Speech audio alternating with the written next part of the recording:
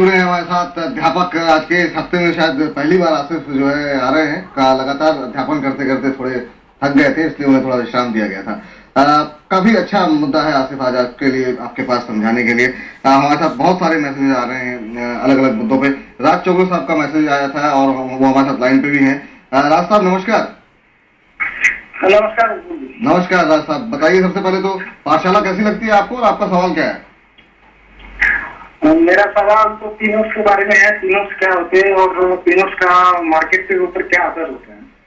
Peanuts क्या होते हैं और इसके मार्केट के ऊपर क्या असर होता है, इसका फायदा नुकसान क्या होता है? चलिए ठीक है, चौगले साहब बने रहिए आप हमारे साथ। आप बीच में चाहें तो इंटरप्ट करके सवाल पूछ सकते हैं। इसकी पाठशाला शुरू करते हैं आसिफ के साथ। आसिफ पहले तो ये बताइए, पी नोट, जी हाँ, इसकी परिभाषा क्या होती है, होता क्या है, किस चिड़िया का नाम है, क्या कहते हैं, किसे कहते हैं पी नोट्स? शुक्रिया विपुल। यहाँ पर पी नोट्स यानी कि पार्टिसिपेटरी नोट्स, अगर इसको सरल भाषा में कहा जाए तो जो विदेशी निवेशक रजिस्टर्ड सेबी से नहीं है, वो अगर निवेश करना चाहते हैं भारतीय बाजार में, तो वो पी नोट्स के जरिए निवेश कर सकते हैं। अब वो कैसे निवेश करेंगे ये प्रक्रिया देखते हैं।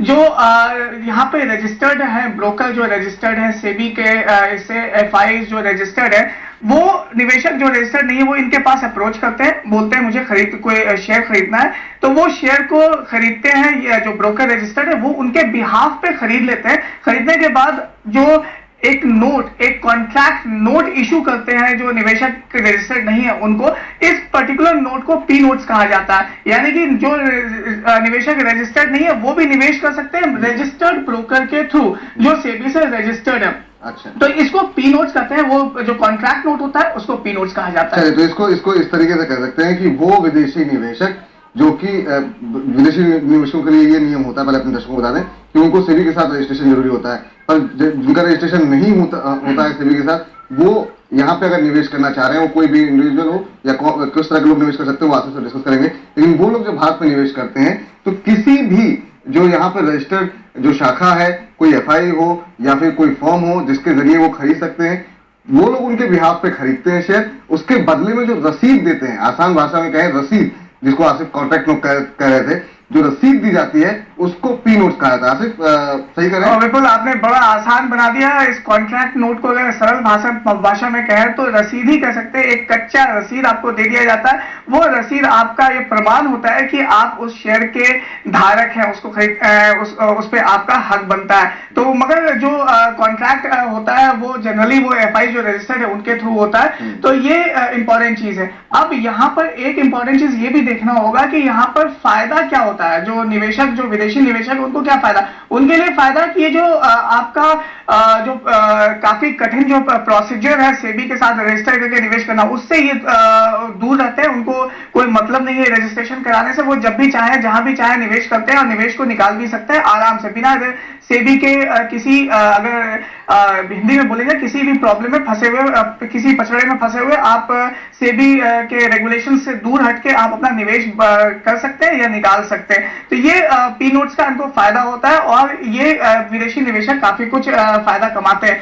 भारत को क्या इसका फायदा होता है? ज्यादा से ज्यादा निवेश भारत में आता है पी नोट्स के जरिए। अगर पी नोट्स का देखा जाए तो कुल एफआई निवेश का 35% के आसपास जो निवेश है भारत में, वो पी नोट्स के जरिए यहाँ पर निवेश होता है। मगर मुश्किलें भी काफी कुछ है, यहाँ पर प्रॉब्लम काफी कुछ है पी नोट्स का, क्योंकि पी नोट्स को आप आइडेंटिफाई नहीं कर सकते कि किस व्यक्ति ने, किस इंस्टीट्यूशन ने निवेश किया है पी नोट्स के जरिए। क्योंकि जो ब्रोकर आपका निवेश लेता है, आपके लिए निवेश करता है, वो कभी डिस्क्लोज नहीं करता कि पी नोट्स किसको जारी किया गया और किस तरह से जारी किया गया। यानी कि भारत कभी भी ये पता लगाना मुश्किल हो जाता है कि किस व्यक्ति ने भारत में उस पी नोट्स के जरिए निवेश किया है। तो पैसा कहां से आया, कैसे आया, वो ब्लैक मनी है, व्हाइट मनी है, इस पर आप नहीं लगा सकते। साथ में टैक्स के ऊपर भी यहाँ पर अंकुश लगाना काफी मुश्किल है कि आप उसको टैक्सिंग करना भी काफी यहाँ पर मुश्किल हो जाता है। तो फायदे भी है, नुकसान भी है पी नोट्स के। इन बातों को फिर से दोहरा देते हैं।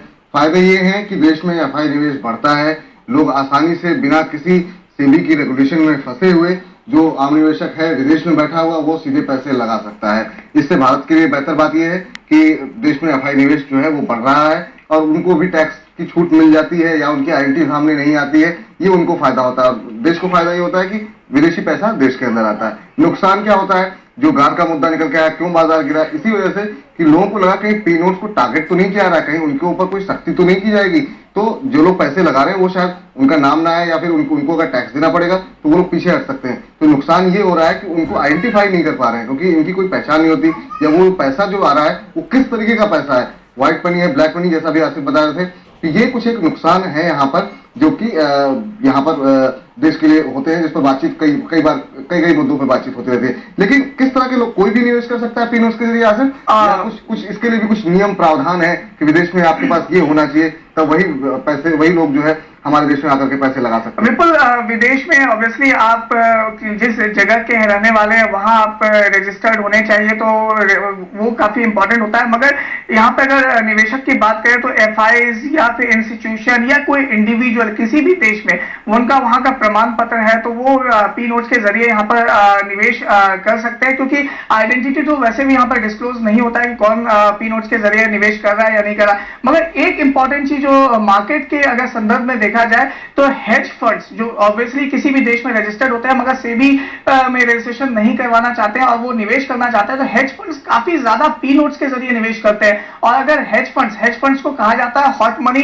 लेके आते हैं, जब भी उनको लगता है कि बाई करना करते हैं और सेल करके निकलते हैं। तो वोलेटिलिटी का जो देखा जाए बाजार के अंदर, वोलेटिलिटी जब ज्यादा होता है तो उसमें हेज फंड्स काफी कुछ कारगर होता है, हेज फंड्स का काफी कुछ यहाँ पे हाथ होता है और पी नोट्स के जरिए सबसे ज्यादा हेज फंड्स यहाँ पे निवेश करते हैं। चलिए, तो एक बड़ा नुकसान ये भी है कि बाजार में कई बार जो भारी उतार चढ़ाव देखने को मिलता है वो हेज फंड्स के जरिए देखने को मिलता है, और ये ज्यादातर इसमें पी नोट्स के जरिए जो लोग पैसा लगाते हैं वही लोग जो है काफी किसी भी समय, क्योंकि सेबी की रेगुलेशन में होते नहीं है, सेबी को इन्फॉर्म नहीं करना होता, तो भारी बाजार में उतार चढ़ाव के कारण भी कई बार पी नोट्स बन जाते हैं। आप कुछ पूछना चाह रहे हैं राज जी? संतुष्ट हैं आप आज की पाठशाला से? मैं बिल्कुल संतुष्ट हूँ आज की पाठशाला से और मैं बहुत प्रभावित भी हूँ पाठशाला से। धन्यवाद राज जी, और इस पूरी हौसला अफजाई के लिए। गाबा साहब, आप कोई टिप्पणी करना चाहेंगे आज की पाठशाला पर? जी नहीं, आप बहुत अच्छा काम करते हैं, आपकी पाठशाला से निवेशकों को बहुत फायदा होता है, इसमें ज्ञान मिलता है। धन्यवाद गाबा साहब। कोई डिस्क्लोजर